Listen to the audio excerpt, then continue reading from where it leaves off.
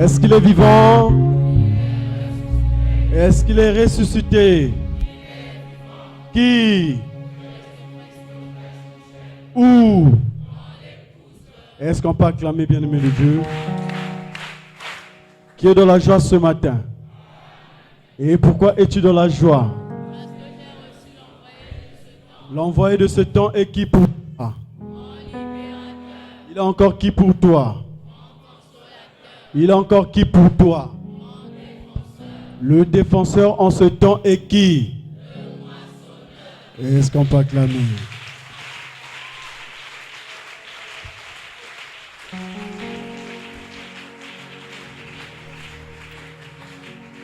Ako Zibulatima Wapinge Wapikote na épouse Asikanani. On acclame bien-aimé dans le Seigneur. Encore ce matin, c'est pour nous une grâce et une bénédiction. Oui, la Bible pouvait dire que nombreux l'ont trouvé en tâtonnant.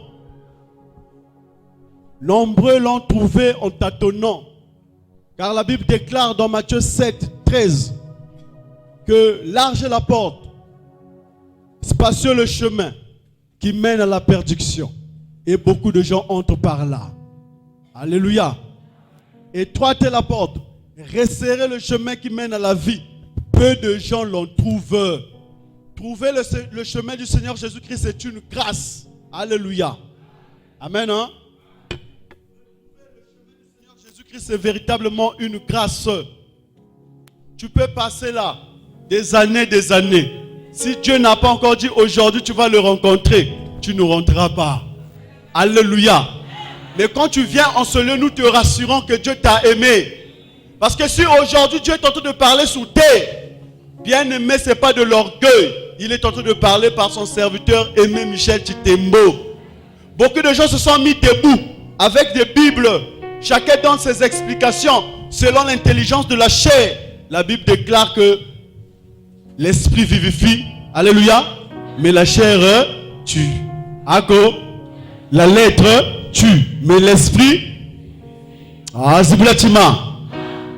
Quand tu arrives en ce lieu, la personne qui a érigé l'épouse, qui est venue former l'épouse, alléluia, ne nous enseigne pas ce qu'il a appris dans une école, ne nous enseigne pas la lettre, mais il nous enseigne ce qu'il a vu, ce qu'il a entendu.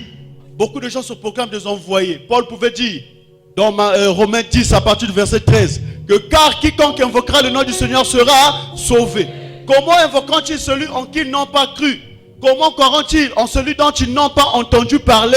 Et comment en entendra-t-il parler s'il n'y a personne qui prêche? Alléluia. Voilà pourquoi il y a beaucoup de prédicateurs. Mais Paul ne s'était pas arrêté là. Il avait continué pour dire, comment y aura-t-il des prédicateurs s'ils ne sont pas en... Lui-même, Paul qui parle de ce verset, il est envoyé du Seigneur Jésus-Christ. Voilà pourquoi, alléluia. Dans 2 Corinthiens 10, 12, il pouvait dire, nous n'osons pas nous égaler ou nous comparer à quelques-uns de ceux qui se recommandent eux-mêmes. Mais en se à eux-mêmes et en se mesurant à leur propre mesure, ils manquent d'intelligence. Mais nous prenons au contraire pour mesure les limites du partage que le Seigneur nous a assigné, de manière à venir jusqu'à vous. Car c'est bien jusqu'à vous que nous sommes venus avec l'évangile de. Donc ce n'est pas quelqu'un qui est venu en aventure, mais c'est quelqu'un qui était avec Jésus. Jésus l'a enseigné, Jésus a fait de lui un envoyé. Parce que celui qui dit, va vers ce peuple-là que je veux ramener à moi, on acclame pour le Seigneur. Et en ce lieu, nous vous disons que celui-là qui est venu bien aimer former l'épouse, alléluia, il ne s'est pas recommandé de lui-même. Il était quelque part avec Jésus. De la même manière, Matthieu 10, 27 dit que ce que je t'ai dit à l'oreille, alléluia, prêche-le du haut de toi. Ce que je t'ai dit dans les ténèbres, prêche-le au grand. Ako. Alléluia. Azibulatima. Wapinge. On s'assoit au nom du Seigneur Jésus-Christ.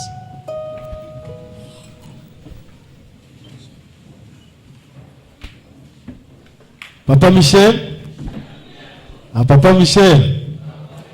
Papa Michel. Allez, Papa Michel. Ako. Bien-aimés, je veux m'introduire sur un verset. Nous sommes toujours dans notre thème de l'église à l'épouse. Et pour ce thème, l'applicabilité de la parole selon l'espace et le temps. Amen. Dans mon introduction, je vais prendre Marc 16. À partir du verset 15. La Bible dit, puis il leur dit, ça c'est Jésus qui parle, allez par tout le monde, prêchez la bonne nouvelle à toute la création. Celui qui croira et qui sera baptisé sera sauvé. Mais celui qui ne croira pas sera condamné. Voici les miracles qui accompagneront ceux qui auront cru. En mon nom, ils chasseront les démons, ils parleront de nouvelles langues. Parole du Seigneur. Parole du Seigneur. Ici, Jésus, avant même que j'explique cette introduction, je vais vous parler de Hébreux 1, à partir du premier verset, où Christ lui-même dit que autrefois, à plusieurs manières et à plusieurs reprises, Dieu, après nous avoir parlé par des prophètes, dans ce dernier temps, il nous parle par le Fils qu'il a établi héritier de toutes choses. Alléluia. Dans les derniers temps, Dieu, à plusieurs manières et à plusieurs reprises, il nous avait parlé par des prophètes. D'où on peut lire dans la Bible le prophète Moïse. Alléluia. Et après Moïse, il y a eu beaucoup de prophètes, les Daniel, les Habakkuk, les Sophonie, tout cela, les Zacharie sont venus de la part de Dieu. Alléluia. Mais quand Jésus-Christ arrive, il dit, autrefois, à plusieurs manières et à plusieurs reprises, Dieu, après nous avoir parlé par des prophètes, maintenant là, il nous parle par le Fils. Et le Fils, c'est Jésus, qu'il a établi héritier de toutes. Et le Fils, c'est lui maintenant qui dit, alléluia, tel que mon Père m'a envoyé, moi aussi je vous en. Donc si on doit retrouver un envoyé du Seigneur Jésus-Christ, alléluia, si on doit retrouver un envoyé sur terre, impérativement donc c'est Jésus qui doit l'envoyer. Alléluia. Et ce n'est pas de l'autoproclamation. Tu peux te proclamer envoyé, mais nous avons aujourd'hui la connaissance de savoir est-ce réellement tu es un envoyé. Alléluia.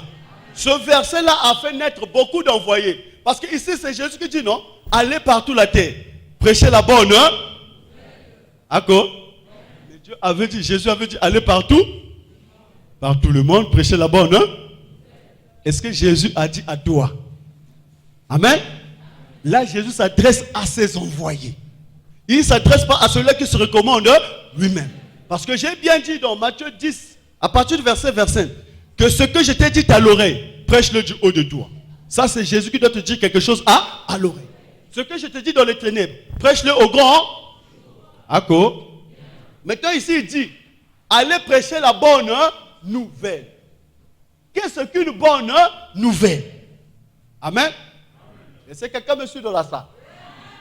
C'est pas parce qu'on a ouvert la Bible et on a commencé à donner des interprétations dans les versets que ça c'est une bonne nouvelle. Non. La bonne nouvelle c'est une parole au temps convenable.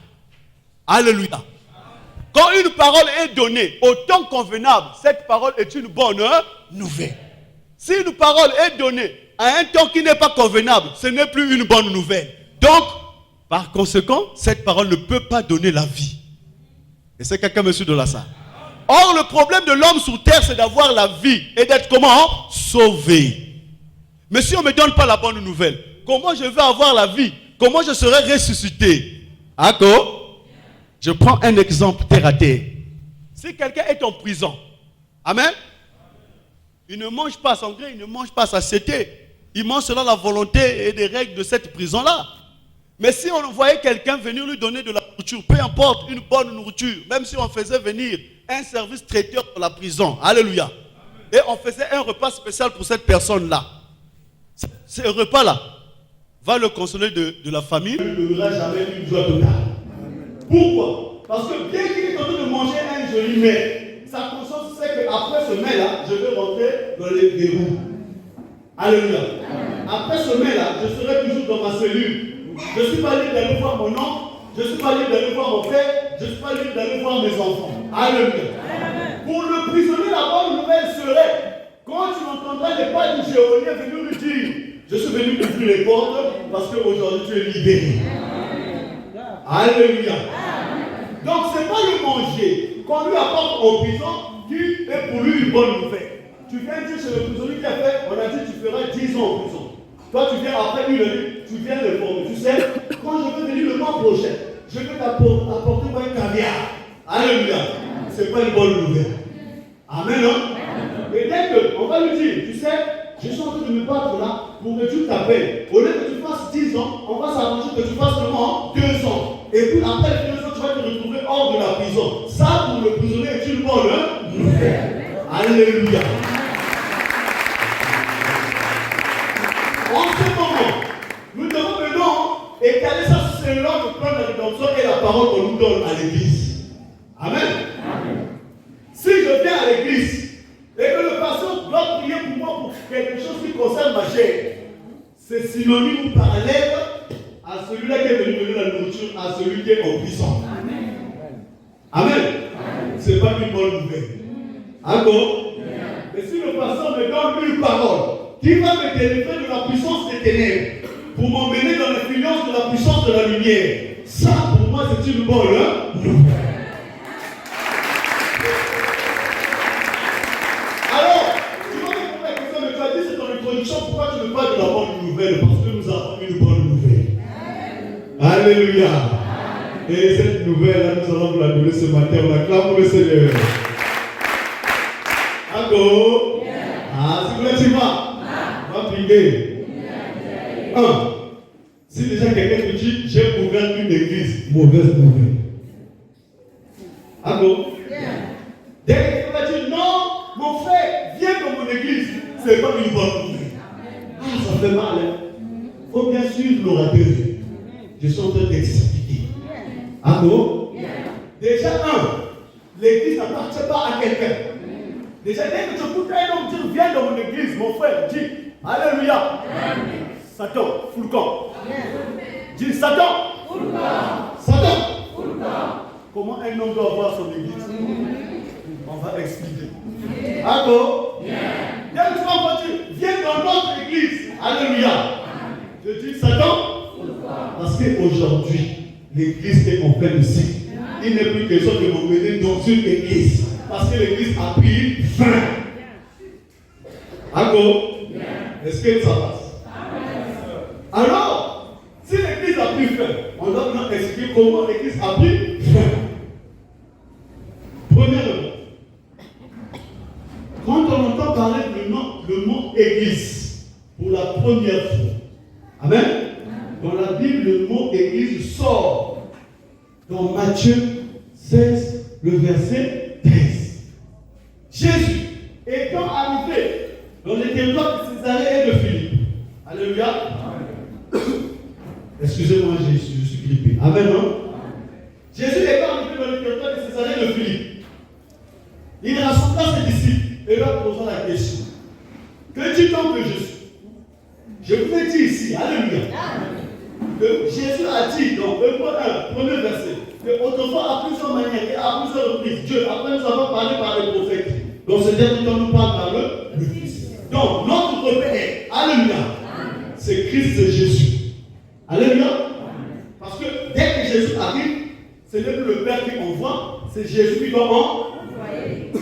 Alléluia.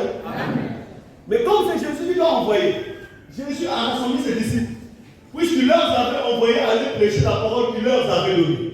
Mais cette parole dont vous allez prêcher, les gens qui vont écouter cette parole, chacun va donner un nom de la provenance de cette parole. Alors que dit-on que je suis? Alléluia. Les uns disent que tu es l'un des prophètes, parce qu'ils ont écouté aussi des prophètes. Les autres disent que tu es Élie, parce qu'il y a aussi une promesse du retour d'Élie. Alléluia. Maintenant, vous qui êtes avec moi, que dites-vous que je suis? Alors là, c'est l'apôtre Pierre. Prenons la parole dit que tu es le Christ, le Fils du Dieu vivant. Oh Pierre, tu es heureux. Amen. Ça, c'est un secret. Matthieu 11, verset qui est en train de nous dire que personne ne connaît le Père si ce n'est le Fils. Personne non plus ne connaît le Fils si ce n'est le Père. Ou à qui le Fils veut le révéler. Moi, c'est le Fils qui parle en ce moment. Je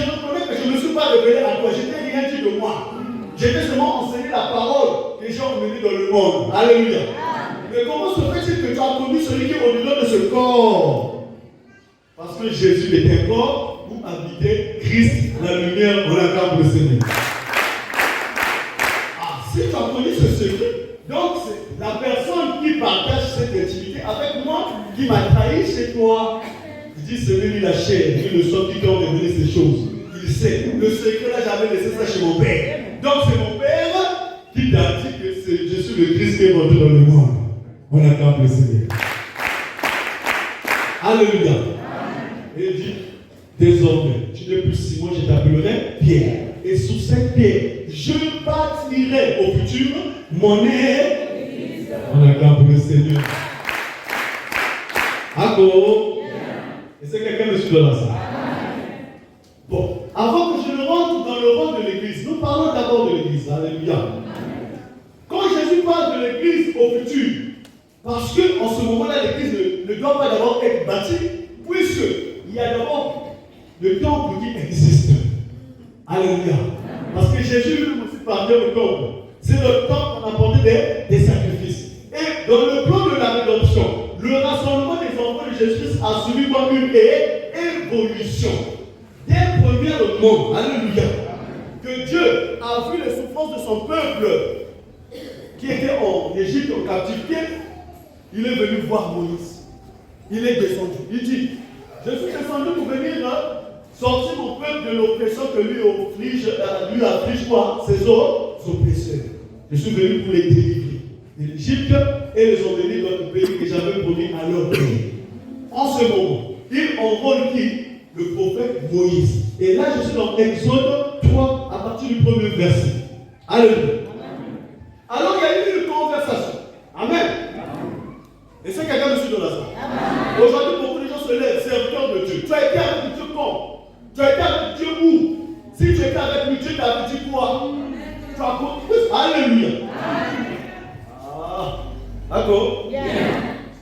Mon frère. Frère Vivien, je t'envoie. Vous avez entendu, non? Frère Vivien, je t'envoie. Il dit? Où, papa? Tu m'envoies? Où? Puisque c'est Dieu qui envoie. C'est Jésus qui envoie. Alléluia. Mais tu dois savoir où est-ce que Dieu t'a envoyé. Je t'envoie au marché de Pont-Chétier. Père, papa. Ah, je vais aller faire quoi? Bon, va acheter du pain, tu achètes une boîte de sardines et puis tu vas venir, on va manger. J'ai pas d'argent. Ah! Donc je vais lui donner des atouts. Je dois lui donner les atouts pour accomplir la mission que je suis en train de le confier. Et puis quand il partira au fond de Tchétché, il ne va pas l'acheter la tomate, il va l'acheter du pain et les boîtes. Parce que moi je l'ai envoyé pour aller acheter quoi? Le pain, la boîte de sardines. Et je lui ai donné l'argent pour acheter cela. Alléluia. On acclame le Seigneur. Tout ici, Moïse qui était l'envoyé de Dieu, il a conversé avec Dieu. Il a posé des questions. Dieu l'a répondu. Alléluia. Amen. Et puis il lui a dit, il y a quelque chose de capital. Tu m'envoies vers ce peuple. Amen. Mais quand tu vas aller là-bas, je vais aller leur dire quoi? Qui m'a envoyé? Parce que je suis venu pour vous prendre. Ils sont en Égypte. Bon, c'est moi Moïse, hein? J'étais ici. Avant de partir, j'avais même tué un Égyptien. Je suis revenu pour vous prendre, pour vous emmener. Hop, donc tu vas aller nous apprendre à tuer toi aussi. Alléluia. Mais il faut qu'il y ait une parole que je dois leur dire pour qu'ils puissent croire que toi qui es le Dieu véritable m'a envoyé pour venir les prendre. Et c'est quelqu'un me suit de la salle. Et en ce moment-là, Dieu lui a dit, va leur dire, je suis m'a envoyé. Le Dieu de vos pères, le Dieu d'Abraham, le Dieu d'Isaac, le Dieu de Jacob. Parce qu'il lui avait posé la question, quand tu vas me poser le Dieu qui t'envoie là, quel est son nom? Je vais leur dire quoi? Va leur dire, je suis ma envoyé. Le Dieu de vos pères, le Dieu d'Abraham, le Dieu d'Isaac, le Dieu de Jacob. Mais comme le Dieu là est ainsi dans le cœur de ses enfants, dès que Moïse est arrivé, dès qu'il a dit cela, ses enfants qui étaient déjà prédestinés à écouter la voix de son père. Alléluia. Ils ont pris le nom. Aujourd'hui, Dieu nous parle par Moïse. On acclame le Seigneur. Et en ce moment, Moïse fait devant, nous derrière, de l'Égypte à Canaan. Alors, quand Moïse parle dans le désert. En ce moment, le peuple devait rentrer dans la prière avec leur Dieu. Et en ce moment, c'est là où Moïse a reçu la loi. Alléluia. Parce que Dieu avait traité une alliance avec son peuple. Et cette alliance était basée sous un testament qu'on appelle quoi là? Et quand il a reçu la loi, alléluia. En ce moment, la mission spirituelle de Moïse a commencé. Ago. Et là, bien aimé de Dieu, quand la loi arrive, le péché prit vie et l'homme fait quoi? Et en ce moment, Dieu a demandé à Moïse d'ériger un tabernacle. Et le tabernacle, bien aimé, pour expliquer, est une tente portative que les Israélites ont utilisée pendant la déportation, c'est-à-dire de l'Égypte jusqu'avant Canaan, c'est-à-dire à l'entrée du Jourdain. Alléluia. En ce moment, quand le peuple devait offrir des sacrifices, les sacrifices sont offrés dans le tabernacle, et dans le tabernacle, il y avait un lieu. Il y avait un sanctuaire où il y avait un lieu saint, un lieu très saint. Et dans le lieu très saint, seul le souverain sacrificateur y entrait une fois par année pour faire l'expiation des péchés du peuple. Alléluia. En apportant du sang. Allo. Maintenant, le peuple est en déportation. Un jour, ils sont arrivés à l'entrée du Jourdain. Ils ont traversé le Jourdain, ils sont arrivés à Canaan. En ce moment, le peuple ne va plus se déplacer. Le peuple doit être maintenant assis et posé. Alléluia. Et chacun a eu sa maison, chacun a eu sa demeure. Une fois qu'ils ont eu leur demeure, ils ont élu en ce moment un temple qui a été conçu. Alléluia. De la même manière que le tabernacle. Et tous les sacrifices se faisaient maintenant dans le temple. Ago. Quand Jésus vient dans le monde, le temple existe. Mais l'église n'existe pas encore. Et en ce moment, quand tu poses la question à ses disciples, qui dis donc que je suis? La réponse est venue. Ils ont posé. Mais vous, que dites-vous que je suis? Pierre a dit, tu es le Christ, le Fils du Dieu vivant. Simon, tu es heureux. Désormais, je t'appellerai Pierre. Et sous cette pierre, je bâtirai mon église. Alléluia. Déjà là, une information que l'église appartient à Christ. Déjà, quand un homme de Dieu dit, viens dans mon église. À vous? C'est d'autres nom. Comment tu vas voir ton église? L'église appartient à Jésus. Et Jésus, pour qu'il puisse donner la promesse à Pierre de bâtir son église, Pierre a reçu premièrement une révélation. Donc, si tu es un homme de Dieu qui prétend ouvrir une église, premièrement, est-ce que tu as reçu la révélation du Seigneur Jésus-Christ? Alléluia. Et une révélation, c'est quelque chose qui n'a jamais, que personne ne connaît, seul toi. Parce qu'il n'y a que toi, il n'y a qu'à toi que Jésus l'a révélé. Alléluia. Amen. Vas-y, bâtiment. Laissez quelqu'un me suivre dans ça. Maintenant, l'église, quel est son rôle? Amen. Dès qu'on va connaître le rôle de l'église, nous allons maintenant voir aujourd'hui là ce que nous voyons de l'église. Est-ce que ce qu'on devait voir? Est-ce que ce qui devait se passer dans l'église? Alléluia. Jésus dit dans sa parole, Jean 14. Jean 14, à partir du premier verset.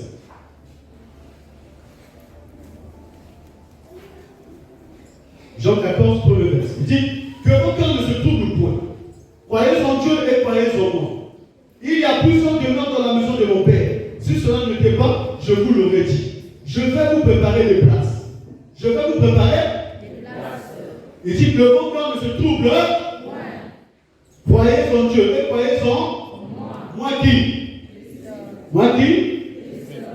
Il y a plusieurs demeures dans la maison de mon Père. S'il n'y en avait pas, je vous l'aurais dit. Je vais vous préparer une place. Et lorsque je m'en serai allé et que je vous aurai préparé une place, je reviendrai. Qui va revenir? Et je vous prendrai avec moi, afin que là où je suis, vous y soyez aussi. On acclame le Seigneur. Alléluia. Alors, quand Jésus bâtit l'église, amen, il donne la promesse de bâtir l'église. Il a fait sa mission. Déjà, l'homme avec Dieu était séparé. Et c'est ce qui a même fait naître le plan de la rédemption. Et quand on parle de plan de la rédemption, c'est un plan de sauvetage, c'est-à-dire remettre l'homme là où il était. Parce que l'homme, au commencement, était concilié avec Dieu.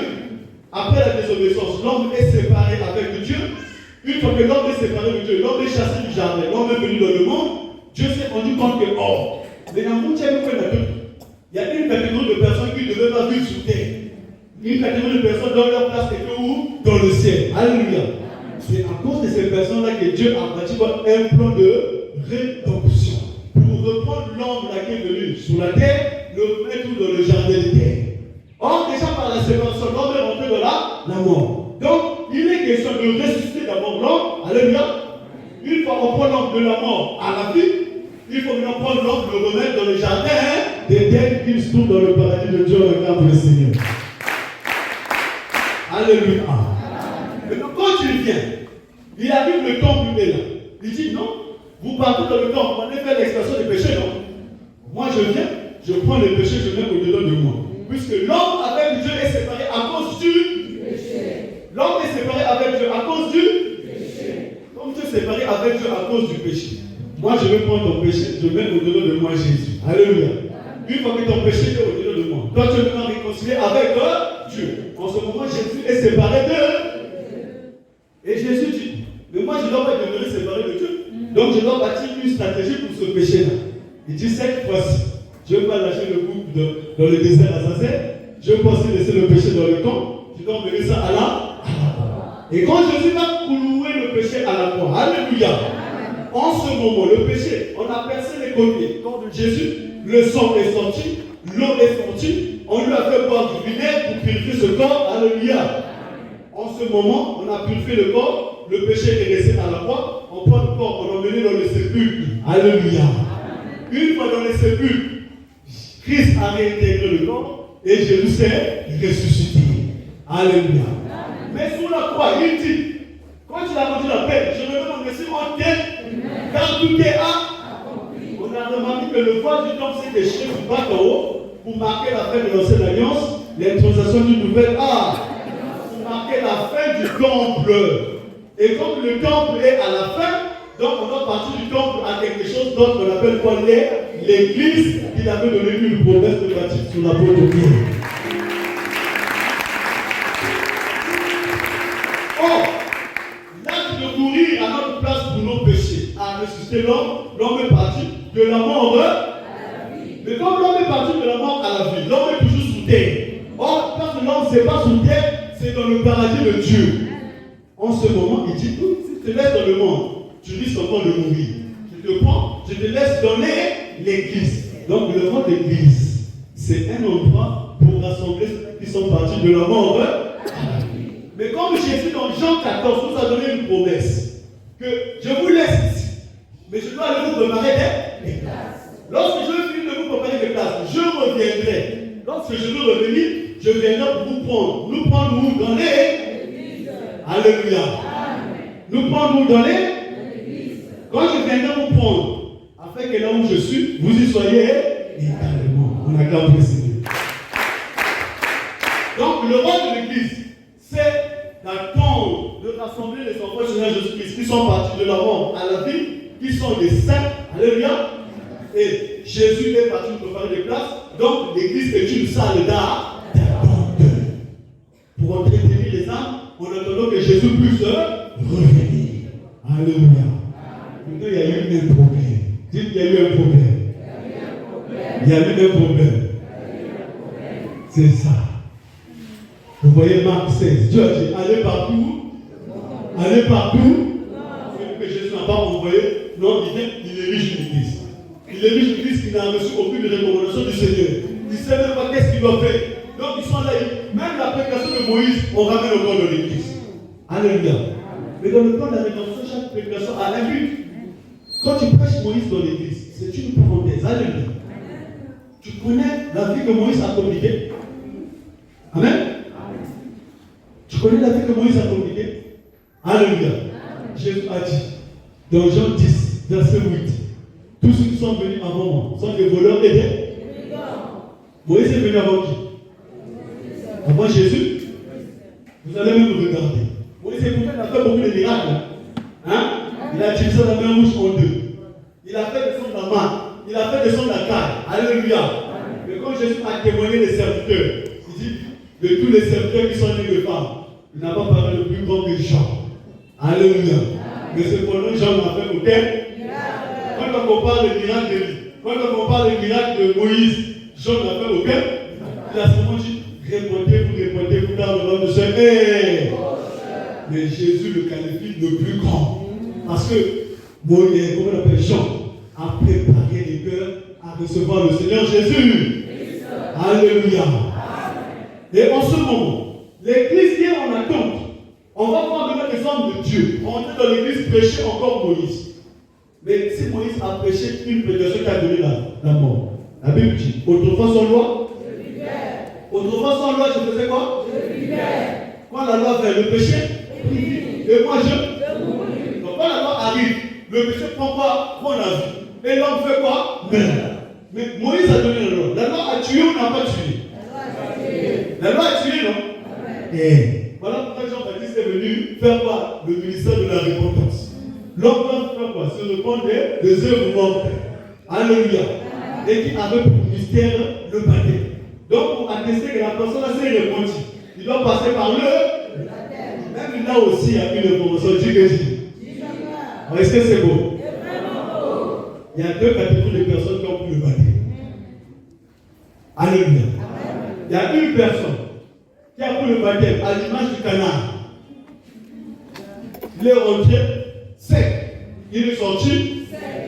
Il y a quelqu'un qui a pris le baptême à l'image d'une poule qui est rentré sec, qui sort tout mouillé. Alléluia. Ah bon? Parce que le baptême nous a préparé à rentrer dans l'église. Amen. Et en ce moment, c'est les deux catégories de personnes que nous avons dit qui se trouvent sur terre. Sous terre, il y a les enfants de la lumière, qu'on appelle les enfants du Seigneur Jésus. Il y a les enfants des ténèbres, qu'on appelle les sorciers. Alors, les deux sont rentrés dans le journée pour prendre le baptême.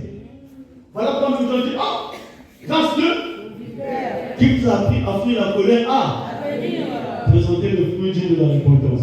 Ne dites pas que nous sommes la descendance d'Abraham, car de cette pierre, Dieu peut susciter une descendance. Alléluia. Les deux vont dans le baptême, ils sortent là. Mais on a vu que les deux c'est des enfants de Dieu, puisqu'ils sont rentrés dans les eaux du baptême. Alléluia. Or, quand Michel arrive, et que ça va clair, on acclame pour le Seigneur. Alors, on rentre dans l'église. L'église qui est une salle d'accord. Jésus va nous préparer des places.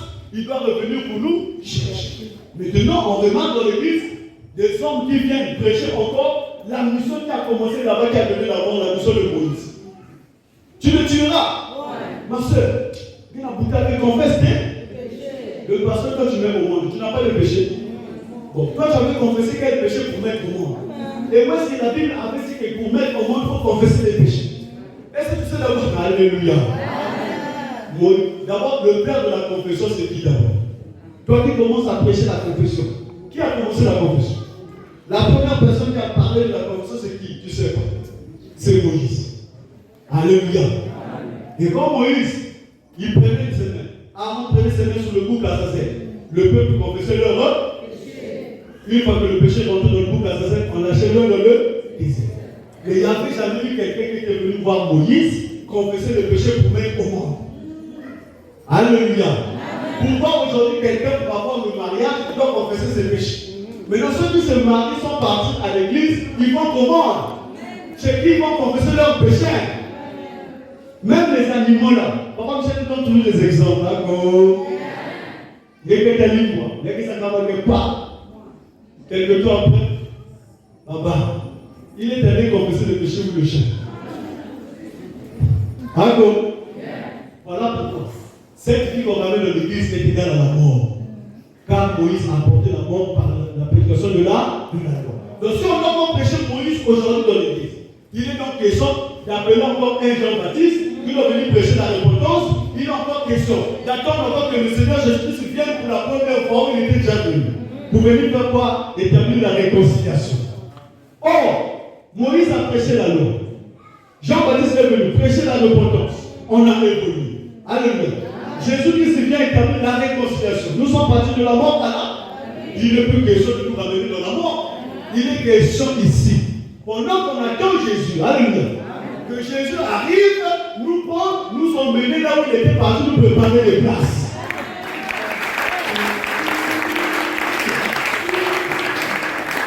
Alléluia. Regardez vous-même. Or, l'apôtre Paul, qui est venu établir l'église chez nous les païens, il a bien expliqué ces événements. Il les avait prophétisés. Il dit, en ce qui concerne le retour du Seigneur Jésus-Christ, que personne ne vous séduise aucune. Car il faut que l'apostasie soit arrivée auparavant. Qu'on ait vu paraître l'homme du péché. L'adversaire qui se lève au-dessus de tout ce qu'on appelle Dieu ou de ce qu'on adore, jusqu'à s'asseoir dans l'église, se proclamant lui-même. Ne vous souvenez-vous pas que je vous disais ces choses lorsque j'étais encore chez vous, et maintenant le mystère de l'iniquité agit déjà. Il faut seulement celui qui les retient encore est disparu, alors paraîtra l'impie. L'apparition de l'impie se fera par la puissance de Satan, avec toutes sortes de prodiges et de miracles mensongers. Alléluia. J'ai bien dit au début, dans mon introduction, que la bonne nouvelle, c'est une parole au temps. Et c'est quelqu'un dessus de la salle. C'est pas parce que quelqu'un a tenu la Bible et a prêché là, qu'il est en train de prêcher la parole de Dieu. Non. Amen. La parole qui communique la vie, c'est une parole qui est prêchée au temps convenable. Si aujourd'hui même on vient de prêcher Jean-Baptiste, c'est-à-dire répondez-vous, car le nom de Dieu est proche, ça ne va rien faire de ta vie. Alléluia. Puis encore Moïse, lui déjà depuis là-bas, il avait tué. Amen. Même la prédication de Paul, la prédication de la croix, sont de près ça aujourd'hui. Alléluia. Ça c'est déjà passé. C'est là où papa nous a dit, la parole de Dieu se vit par la promesse. Comme une promesse est déjà accomplie, si on fait cette promesse, ça devient comme une histoire. Or l'histoire est le récit des événements. Alléluia. Et tous les hommes de Dieu qui sont en train de prêcher ce qui était passé, prêcher des promesses passées, ce sont des professeurs d'histoire. Alléluia. Il y a un professeur qui s'occupe de l'esprit. On va vous le présenter. Alléluia. Bien. Il y a une information qu'on doit connaître. En attendant que Jésus puisse revenir, avant son arrivée, on doit constater d'abord l'impie. Donc si l'impie ne sort pas, Jésus ne peut pas revenir. Christ ne peut pas revenir. Donc avant le retour du Seigneur Jésus-Christ, il est d'abord question de constater que l'impie est rentré. Maintenant, alléluia. Tu viens prêcher une parole qui n'est pas une bonne nouvelle. Une parole qui est comment passer. Mais comment dans ton église tu fais des miracles? Tu fais ça comment? Tu prends le message de Jean-Baptiste, tu colles avec le message de Moïse, que tu n'arrives même pas même à bien expliquer. Tu pousses pour ton problème, confesse tes péchés. La personne confesse malgré, il n'y a pas de solution. Et là, on quitte cette étape-là en disant, donc Dieu n'est plus dans ça, il faut rentrer maintenant dans l'eau. Alléluia. Le pasteur prêche, ça ne donne rien. Il dit à la fin, au miracle. La Bible dit, je n'ai point honte de Je n'ai point honte de car c'est la puissance de Dieu. C'est la puissance de Dieu. Dans l'évangile est une puissance. Nous le salut de quiconque. Parce que ce que tu prêches là, c'était quoi? L'évangile, non? On va passer la puissance de l'évangile. Pourquoi maintenant l'évangile n'a plus la puissance? C'est ton nom là que tu vois là qui a la puissance. Oh non, mais le moment sur la télé, je vais prier. Alors toi aussi, étant dans la foi basée sur le mensonge, tu vas prendre le congrès, tu vas mettre sur la télé, et à la fin tu vas voir, voilà pourquoi servir soutenu. Alléluia. Et tout cela, les gens suivent ça à cause de quoi? Ils ont des problèmes de la chair. Ils veulent qu'on prenne soin de leur chair. En ce moment, tu ressembles à ce prisonnier qui est dans la prison, comme il est en train de venir annoncer qu'on va te donner la nourriture caviar. Bien aimé, ce n'est pas une bonne nouvelle pour toi. Alléluia. C'est là où papa le dit toujours. Et la Bible déclare, alléluia. Amen. Si quelqu'un est en Christ, il est une nouvelle créature. Les choses anciennes sont passées. Voici toutes choses sont devenues nouvelles. Les signes qui nous prouvent que tu n'es pas encore en Christ, c'est déjà la multiplication des problèmes spirituels que tu as. Déjà, si tu es en Christ, tu ne veux pas avoir de problèmes spirituels. Et c'est quelqu'un me suit. La Bible dit si quelqu'un est en il est une nouvelle créature. Regarde selon ta vie. Chaque fois tu dois consulter le pasteur. Chaque fois tu dois aller le voir. Compte seulement le nombre de fois que tu le vois par mois. Pose-toi la question, est-ce que tu es vraiment en Christ? Bon, tu as fait 10 ans dans cette église, pourquoi tu n'es jamais devenu au Christ? C'est que la parole que te donne, alléluia, ne peut pas te connecter à Jésus, parce que le pasteur lui-même n'a pas Christ. Puisque lui-même il est dans les jeunes multipliés.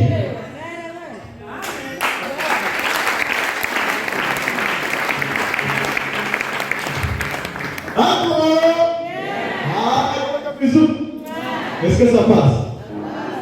Alors, déjà quand tu vois un homme de Dieu, le pasteur qui sera jeune, oui. Tu dis, ah, ça c'est le pasteur lui-même qui fait le jeûne. Donc pour moi c'est. Quelqu'un va dire, oh, et la Bible a dit, ces gens les démons ne sortent pas les jeûnes et des prières. Il faut avoir la vie de jeûne pour être en communion avec le Dieu. Attends. Alléluia. Tu vas jeûner, non? Tu seras en communion avec Dieu, non? Bon, comme les jeûnes, tu as déjà fait dans ta vie. Pourquoi ta situation n'a jamais changé? Tu as fait le lever, ça n'a pas tenu. Jeûne de 3 jours, ça n'a pas tenu. Jeûne de 7 jours, lever, 30e, 40e. Pourquoi ça ne change pas? Parce que bien aimé de Dieu, alléluia. Les jeûnes là, c'était passé. On avait posé la question à Jésus. Maître, pourquoi tes disciples ne jeûnent? Marc 16, verset 18. Pourquoi tes disciples ne jeûnent? Tandis que les pharisiens et les disciples de Jean, eux, ils Jésus-Christ a dit, oh, pourquoi voulez-vous que les amis de l'époux puissent s'affliger, tandis que l'époux est avec eux? Attendez que l'époux leur soit comment? Enlevé. Là, l'époux leur soit enlevé. Là, donc, si l'époux est parti, on peut? Donc, le jeûne est égal là, l'époux n'est pas avec nous. Or, l'époux c'est Christ. Jeûne signifie Jésus-Christ n'est pas avec eux. On doit jeûner pour qu'en voyant ses souffrances, qu'il puisse revenir. Voilà pourquoi vous voyez que ça ne marche pas. Alléluia. Alléluia. Et ça ne s'arrête pas là. Ces hommes-là qui sont en train de se lever, la parole est fausse. Ils sont en train de faire des miracles avec quoi? Parce qu'ici, Marc 16, 15 a dit, allez, prêchez. Prêchez la bonne. Celui qui croira, il croira à quoi? Et c'est quelqu'un de la salle. Il dit, allez partout le monde. Prêchez pas la bonne. Celui qui croira, croire à quoi? Sera comment? Voici les miracles qui accompagneront ceux qui auront. Donc, quand on va croire à la bonne nouvelle, voici les miracles qui accompagneront ceux qui auront. Croire à quoi? Mais quand le pasteur te prêche, c'est lui encore qui va t'imposer le fait. Donc tu n'as pas encore cru. Mais quand tu dis que j'ai cru, pourquoi les effets de la parole ne sont pas dans ta vie? Tout simplement la parole là n'est pas une bonne nouvelle. Et c'est là que vous aimez le Dieu. L'orgueil précède la oui. L'humilité précède la gloire. C'est pas parce qu'on a ouvert la Bible, c'est pas la parole de Dieu. Alléluia. Même au temps des prophètes, ils disaient ainsi dit les. Et la Bible dit, celui qui a les oreilles entende ce que l'Esprit dit dans l'église. À l'époque de l'église. Alléluia. Celui qui a les oreilles entend ce que l'Esprit dit. On n'a pas dit que celui qui a les yeux lise ce qui est écrit dans la Bible. Voilà pourquoi un envoyé, quand tu viens, il n'a pas besoin de lire et expliquer. Il parle de la part du Seigneur. Et toi qui l'écoutes, quand tu lis, tu le retrouves dans la Bible. Oh, mais cette parole, c'est cette promesse qui est annoncée. Voilà pourquoi, bien aimé, alléluia. Je peux vous donner un exemple terre à terre. Vous pouvez ça? Regardez, Paul a dit aspirer au. C'est écrit, non? C'est Paul qui a dit aspirer au. Est-ce que quelqu'un d'autre avait déjà dit dans la Bible aspirer au nom? La première personne qui a dit aspirer au nom, c'est qui? L'apôtre? Alléluia. Il y a un temps dans le texte écrit, c'est Baga. Celui-là, Rococo. Non, ce n'était pas Rococo, ça c'est aujourd'hui. La fausse apôtre. Il y a une chose qui peine, il y a une chose qui largue. L'autre va quitter, l'autre anglais, mais c'est la Baga. Il dit surtout au nom de la prophétie. Et les gens se sont, alléluia. Un prophète était là. Il commence à prophétiser. Il commence à C'est Paul qui a dit, non? Amen. Après, quand tu as trouvé que la chose en question, il n'arrive plus à maîtriser. Il dit, ah, tout de même, hein, les dents. Excusez-moi. Alléluia. Les dents. Les dents. Il dit, la parole de Dieu demeurera éternellement. Bon, si la parole de Dieu demeure éternellement. Mais pourquoi les dents doivent passer? Est-ce que donc ces dents-là sont liés à la parole? Si les dents étaient liés à la parole, les dents devaient être éternellement avec la parole. Mais si la parole demeure éternellement et que les dents doivent passer, c'est que les dents ne sont pas liées à la parole. Voilà pourquoi les dents. Il n'y a pas un don qui peut sauver l'esprit. Il n'y a pas un don qui peut déplacer l'esprit.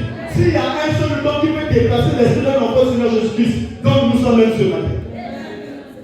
Alléluia. Celui qui reconnaît un don qui peut déplacer l'esprit d'un enfant Seigneur Jésus-Christ, même d'un millimètre, il donne ça aux gens.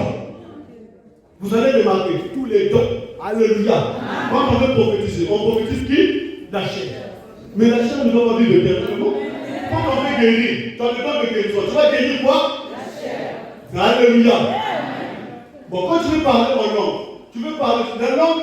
Alléluia. Si un bébé qui te couche ici, ça ne regarde pas son esprit. C'est la chair. Ah bon? Mais à l'hôpital, on soigne quoi là? Bon, on voit que c'est différent de l'hôpital. Donc, nous, pas de Christ ouvre l'hôpital. C'est fort.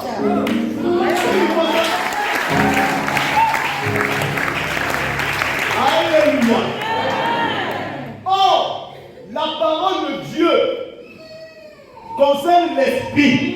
La parole qui demeure éternellement traite ce qui est à l'intérieur de l'homme. Là où je suis, c'est le frère Germain. Le frère Germain, ce n'est pas la peau là. Le frère Germain, c'est l'esprit qui est au dedans. Et l'esprit qui est au dedans a reçu la parole à main de cache. Et cette parole m'a déplacé d'un point à un point. Si aujourd'hui, je marche sous le voisin zéro. Je marche sous le marchou zéro. Je marche sous le cacalamani zéro. Parce que mon esprit a subi moi un déplacement. Le déplacement là, ce n'était pas par imposition de main. Ce n'était pas parce que Papa Michel prophétise. Ce n'est pas parce qu'il parle en langue, parce qu'il a la parole. Alléluia. Est-ce que ça passe? Et déjà dans cette manifestation, nous comprenons déjà que Paul a signé il dit à la fin, à tout de même les dents, parce qu'il y a mis les mandements. Maintenant, pour vous dire que la parole de Dieu, puisque je disais que la parole de la Bible, ce n'est pas la parole de Dieu. Donc, vous voyez, on va parler et on va lire. L'homme en question de Dieu. Un jour, on écoute dans mon église, pas de dents. Mais ici, Paul avait écrit les dents. Il avait dit au cul. Quelqu'un me suit? Paul n'a pas dit les dents passent. Il dit les dents passeront. Donc, un jour, les dents vont passer. Alléluia. 1 Corinthiens 13 dit, nous connaissons en partie. Nous prophétisons. Donc, même quand il prophétisait en partie. Mais, quand ce qui est parfait sera venu, ce qui est partiel disparaîtra. Donc, ce n'est pas ce qui est partiel qui doit demeurer, c'est ce qui est parfait qui doit demeurer. Or, ce qui est parfait vient au retour de Christ. Alléluia. Quand le retour de Christ devait être là, c'est en ce moment-là le parfait devait arriver. En ce moment-là, le don devait faire quoi? Passer. Mais la parole devait demeurer éternellement. On acclame le Seigneur. Maintenant, allô, je t'informe que Christ est déjà revenu. Exemple, la vie de Narcisse. Pourquoi Narcisse ne jeûne pas? Il ne jeûne pas parce qu'il est avec l'époux. Pourquoi Narcisse ne fait pas de combat spirituel? Mais parce qu'il est avec l'époux. Alléluia. Pourquoi Narcisse ne jette pas le feu, qui n'est même pas biblique, qui est même une mauvaise pratique de la parole de Dieu? Tout ce qui jette le feu, c'est l'incantation. C'est là où nous avons un thème. L'invocation du sang et du feu est la traduction d'une incantation. Alléluia. Le feu. Dans le corps de l'ennemi. Et puis tu as dit quoi? Bou, ça veut dire? Ça s'est éclaté, non? Bon, tu as même fait ça lundi. Hein? Pourquoi tu n'as pas encore fait ça le prochain lundi? Oui, sur le premier jour, tu as dit boum. Donc le C'est explosé, non? Bon, pourquoi mercredi tu as encore dit le corps de lever le corps de l'ennemi? Boum, encore. Donc, encore l'ennemi est combien? Donc, il y a que madame qui tire avec des sauts. C'est pas alléluia.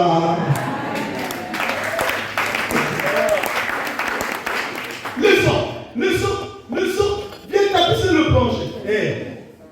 Manque d'intelligence. Le dictionnaire a évolué. Idiot. Le sang. Je voulais le donner afin qu'il service d'expiation pour vos péchés. Quand tu vas prendre le sang sur ma voiture, le sang sur la voiture a une poisson. La voiture, alléluia. Et puis le sang, d'accord? Le sang ne peut être objet d'une même quand Jésus a fait la préfiguration, il a donné du verdict, prenez, buvez, ceci est mon sang, répandu pour plusieurs, pour la rémission de vos péchés. Pourquoi? Pour mettre dans les plaies. Pourquoi? La rémission de vos péchés. Et ce qui nous avait été donné, nous ne pouvons plus l'invoquer. Et puis on ne peut pas invoquer. Attendez, moi, si vous avez moi de bon, est-ce que tu peux invoquer l'eau? Qu'est-ce que c'est l'invocation? L'invocation, c'est faire appel à un esprit à son secours. Quand tu invoques, l'esprit qui avait été donné dans l'église d'invoquer, le nom de Jésus. Car quiconque invoquera le nom du Seigneur sera sauvé. Et quand tu invoques Jésus, tu ne peux pas invoquer Jésus pour aller tuer quelqu'un. Quand tu invoques Jésus, tu parles de ton cas à Jésus. Ça, c'est à l'étape de l'invocation. Quand ils invoquent, ah Seigneur, viens vers moi. Regarde mes problèmes. Jésus vient. Si tu l'appelles pour le mariage, alléluia. Lui, il vient pour. Mais ce n'est pas le mariage qu'il te faut.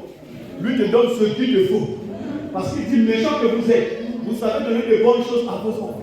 À combien vous votre des enfants, vous donnerez des mauvaises choses. Toi, parfois, ce que tu cherches là va te conduire à la mort. Mais Dieu sondant les reins, connaissant déjà l'avenir, il dit, si je lui donne ça, il va mourir.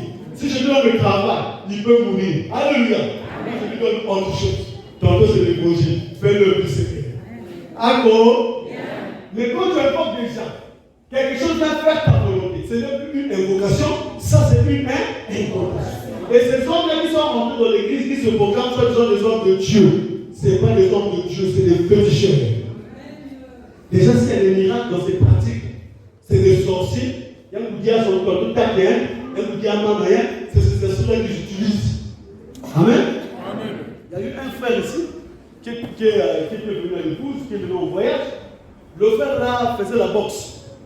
Il y a eu un jour, il a voulu aller voir les féticheurs pour pouvoir augmenter sa force de gagner les combats.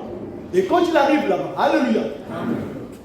En tout cas, il voit un féticheur, il dit, ah, baisse la tête, ne relève pas. Le féticheur commençait à incanter. Le féticheur commençait à incanter. Il y a eu un esprit qui est venu. Le gars regardait sur mon page. Et l'esprit que ça s'appelait comment? Jésus. L'esprit que ça s'appelait comment? Jésus. Et on lui a donné une bouteille. Dans la bouteille, il y avait 12 esprits. Comme Jésus aussi marchait avec 12 ans. Vous voyez? Alors, le frère, quand il fait ça, il relève la tête. Il a essayé de regarder. Il est parti. En tout cas, le frère était rentré dans les problèmes. Si ce n'était pas un asséiste, s'il n'était pas devenu asséiste, au moment où nous parlons, ça devait être compliqué. Il est venu en catastrophe. Il a appelé le berger. Il vient là, il est rentré. Nasui. Dans les esprits 12, il va là en bouteille, Pascal. Zéro, le frère juste aujourd'hui, il vit. Alléluia. Déjà, il y a des esprits qui s'appellent même Jésus. Alors, quand le féticheur rentre dans l'église, il va incontrer des esprits. Toi, tu vas voir la manifestation, tu te dis que c'est Christ qui fait. Or, ce n'est pas Christ qui fait. C'est la sorcellerie qui est en train de faire. Voilà pourquoi l'église est comment investie. D'où l'accomplissement de la parole de l'église qui dit que avant que Jésus puisse arriver, l'impie doit rentrer dans l'église et doit se manifester par la puissance de Satan avec toutes sortes de prodiges et de miracles mensongers. Véritablement, qui vous, il tient comme ça, donc, le crabe peut vivre dans le ventre de quelqu'un. Voici la bouteille avec du crâne. Mais Philippe, moi, moyen pizza. Bon, crâne, mais quelqu'un. Pourquoi moi, il pizza? Alléluia. Police et miracle. Ah, donc ça, c'est un homme de Dieu. Et c'est là la confirmation de l'église est en fin de cycle. Parce que dans l'église, il y avait un nom, comme dans le tabernacle. Dieu avait dit à Moïse, tu vas leur dire que le Dieu d'Abraham, le Dieu d'Isaac, le Dieu de Jacob. Et c'est le nom-là qu'on citait dans le tabernacle. Quand ils sont arrivés dans le temple, c'était le Dieu d'Abraham, le Dieu d'Isaac, le Dieu de Jacob. Le nom qui avait été donné dans l'église, le nom de Jésus. Voilà pourquoi Paul dit, car quiconque invoquera le nom du Seigneur. Le nom que ça c'est qui? Le nom de Jésus. Ça c'est donné. Mais dans l'église là, l'Esprit est monté. Il est en train d'utiliser le nom de Jésus. Alléluia. Amen. Oh, mais c'est l'impie, non? Mais il dit toujours le nom de Jésus. Donc le nom de Jésus, comment? Usurpé. Et dans l'église, il y a des incantations qui se font dans l'église. La confirmation que l'impie est monté dans l'église. Toi dans la famille, alléluia. Amen. Tu as des problèmes à cause de la sorcellerie. Si nous souffrons aujourd'hui, ok, que la bouteille, comment Dieu avait dit multiplier, remplacer la terre et la souiller, tu sais. Comment il va avoir quelqu'un qui va pas mettre au monde? À cause de la sorcellerie. Alléluia. Au nom de Simba Bakamoun, qui avait tenu ton bac? Hein? La sorcellerie. On a pu connaître à l'école, quand je veux faire l'examen, le soir de Simba, la sorcellerie. Alléluia. Oh, vous ne pouvez pas la bagarre, la sorcellerie. On peut parler pour que vous ayez un peu de bon et de la figure pour être qualifié. La sorcellerie. Alléluia. Tu fuis la sorcellerie, tu viens donner. Tu as vu que le pasteur dit, dis-moi le masque de vieillesse. Est-ce que le masque de vieillesse est égal à lui? Quel est le péché de masque de vieillesse? À chaque démon correspond un péché. À chaque péché correspond un démon. Quel est le péché de masque de vieillesse? Il y a des membres, il y a caca. Comme on connaît les masques de vieillesse, les maris de nuit, les femmes de nuit. Oh, qu'est-ce que c'est ça? Oh, on avait pris le maboute, on avait pris ton mariage. C'est la sorcellerie. 1 Jean 5, 16, 17. Mon frère, si tu vois ton frère commettre un péché qui lui met le point à la prie. Dieu donnera la vie à ce frère. Car Dieu donne la vie à ceux qui commettent un péché qui ne mène pas à la mort. Il y a un péché qui conduit à la mort. Ce n'est pas pour ce péché-là que je te dis de prier. Il y a un péché qui conduit à la mort. Tu t'es le péché en voyant avec le sang. Tu ne peux pas voir. Parce qu'il y a des gens. On nous avait donné un témoignage ici. Un frère, en tout cas, il est parti en France. Son père a vendu ses biens pour l'envoyer en France. Il arrive là-bas, le frère ne voulait plus revenir. Le frère ne voulait plus revenir. Papa, mais le petit là, moi j'ai vendu ma parcelle pour l'envoyer en France. Il est allé là-bas, donc il fait sa vie. Moi, bon, je vais aller le voir. Le petit, non, je dois le ramener. Le petit plonge dans la piscine, dans son appartement, dehors. Il plonge dans la piscine. Il sort comme ça, là, il a pas dit. Oh. Il est né du temps dans le foot. Il est nu dans le fleuve, il m'a dit. Qu'est-ce qui se passe? Après, papa dit alors, je fais partie comment? Hein? Moi, j'avais tout vendu, pas tout. La sorcellerie. Amen, non? Amen. Alors, tu fouilles les familles comme ça. Imagine que tu as un père comme ça. Tu as un frère qui est capable de faire ce genre de choses. Il est comme Dieu. Bon, tu fouilles cet homme-là, tu vois dans l'église, qui gère l'église, le sorcier. Il a eu une fausse parole, il fait des miracles. Les miracles, il fait par quoi? La puissance de la sorcellerie. Déjà là où il y a la croix, la croix c'est la mort. Mais que fait la croix dans les églises? Jésus est allé jeter le péché à la croix. Quand tu prends la croix dans l'église, pour t'endormir, tu sais dans le jardin, c'était les rapports. Ça c'est pour nous endormir. Donne-moi ma berceuse, ouah, bébé, pour que tu ne puisses pas ouvrir les yeux. Qui en faisant des rapports sexuels peut devenir comme toi? Hein?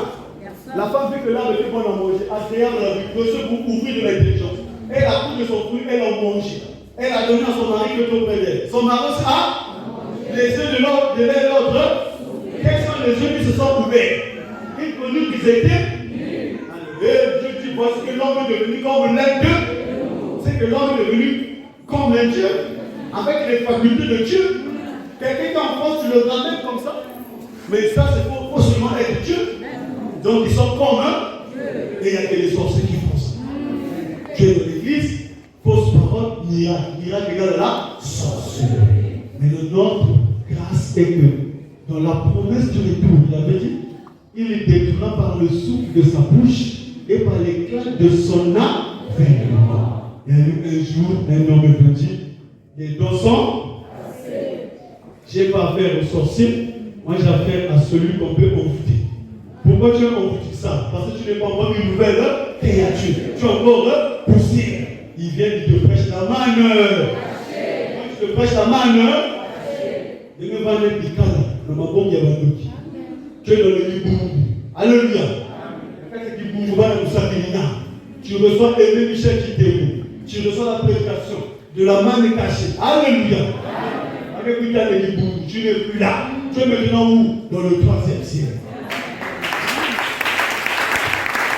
Et bien aimé dans le Seigneur. Il dit, je n'ai pas besoin de connaître ton problème. Donc l'église, quand vous comptez, on est le continent. C'est que le fou et le fou là. Quand tu vas aller là, on va se dire le témoignage que j'ai levé. Papa t'a fait où? Mais il est où? Il est où? Il est où? Dieu me donne le gré. Alléluia. Et quand tu étais là-bas, tu pries. La nuit, femme de nuit. Tu pries. La nuit, mari de nuit. Tu pries. Baguette, la maman va d'autres. Tu pries. Le mariage, la maman va y avoir. Alléluia. Et pour t'endormir, c'est des visions, c'est pas aussi des prophéties, c'est la divination. Alléluia. Et quand Michel arrive, il est censé comment? Il dit ici dans l'église. On a dit au nom de Jésus, démon, c'est normal. Christ, quand il rentre dans le monde, il vient dans la mission, ôter le péché, non? Dans le corps de Jésus. C'est le corps de Jésus qui a porté tous les péchés. Il l'a emmené à la croix. Alléluia. Mais cette fois-ci, comme Christ revient, il revient dans un autre corps.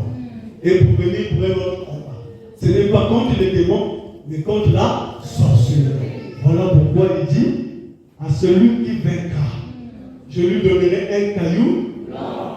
Et dans le cahier, il sera écrit un nom nouveau que personne ne le connaît, si ce n'est celui qui le reçoit. Puisque nous partons, nous sommes partis de l'église, allez, dans le tabernacle, le temple, c'était le Dieu d'Abraham, Dieu d'Isaac, Dieu de Jacob. Dans l'église, le nom de Jésus, qui est venu vaincre le péché. Alléluia. Dans l'épouse, puisque l'homme est rentré à l'égarement à cause de la sorcellerie, alors on a donné un nom nouveau, qui est l'insecticide de la sorcellerie. Par le Christ que Michel veut prêche.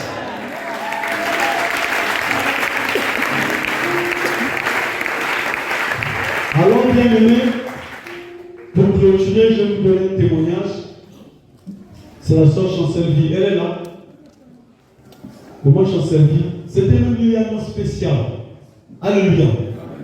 C'était même Liliane aussi. Et vu le temps, je vais résumer ça. Elle est venue dans son chrétien d'évangélisation. Elle a parcouru beaucoup d'églises. Elle me connaît comme un mille. Elle me sent par intercession. Elle me sent par tioko. Elle me sent par jeûne, par prière. Ça n'allait pas. Elle était toujours persécutée spirituellement. Alléluia. Donc, charnellement et spirituellement, toujours persécutée. Elle est venue dans son chrétien d'évangélisation. Et Dieu, par sa grâce, a permis qu'elle puisse comprendre qu'il y a un nom nouveau qui existe. Dieu s'est arrangé qu'elle se retrouve en prison pour quelque chose qu'elle n'avait pas fait, pour le rendre d'une autre personne. Elle se retrouve en prison. En ce moment, la prison pour le péché, chacun prier son Dieu selon le nom qu'il connaît de son Dieu. Là, nous nous retournons au Dieu de nous enseigne à prier par son Seigneur. Il y a quelqu'un qui priait par Boulabana. Il y a de ceux qui ont prié Jésus dans la prison. Et à côté, il y avait un gars bien assis. Lui aussi, le Dieu te donne de prier son Dieu. Alors, la sœur, nouvellement arrivé, et que je crois c'est 2 semaines, il dit, ah, moi j'ai écouté à l'épouse là-bas que le Christ que prêche Michel. Dites-nous que vous savez que le Christ que prêche Michel. Parce qu'elle a besoin de Jésus. Celui-là a dit pour la maintenant. Moi j'ai dit Christ que prêche Michel. Et il a dit, ah, le Christ que prêche Michel. Ah, le nganga qui était concentré là. Mais fils, papa Dieu sous sa main, mais ça fait tout. Qu'est-ce qui se passe? La soeur commence à avoir peur. Qu'est-ce qui se passe? Le nom que tu as cité, quel est le nom? Le nom que tu as cité, Michel. Ils ont beaucoup foi. Il ne faut plus citer ce nom-là comme tu es en prison ici. Oh, celui-là a cité le Dieu des ancêtres, tu n'as pas parlé. L'autre a cité le nom de Jésus, tu n'as pas parlé. Pourquoi quand j'ai dit le Christ, le prêtre Michel, et nous pouvons nous battre? C'est que le nouveau.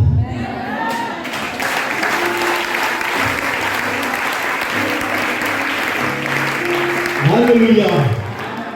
Donc nous sommes au temps où, étant dans l'épouse, étant que le nom de Jésus a été comment? Usurpé. Jésus savait qu'il devait avoir un temps, les sorciers devaient couper son nom. Je vous ai donné le témoignage à même le démon qui s'appelle Jésus. Maintenant, quand je dis le Christ que prêche les sorciers, ça c'est le vaccin contre les sorciers. Tu dis chez les sorciers au nom de Jésus. C'est un sac qui parle, au nom de Jésus. Parce que le nom de Jésus chez les sorciers. Et Jésus a dit, n'est-ce pas moi qui vous êtes? L'un de vous était. Mais le démon a travaillé avec lui, non? Mais pourquoi parmi Jésus marchait, le démon tremblait? Mais pourquoi quand il dit l'un de vous était, il voulait dire que l'un de vous était sorcier? Pourquoi les sorciers avaient supporté de travailler avec Jésus? Parce qu'en ce moment, Christ n'était pas venu pour la mission de la sorcellerie. Et maintenant, Christ est revenu aujourd'hui pour la mission de la sorcellerie. Alléluia. Parce que les enfants du Seigneur Jésus sont égarés à cause de la sorcellerie. Quand tu dis par le Christ de Michel, le sorcier, je remets la parole à Dieu.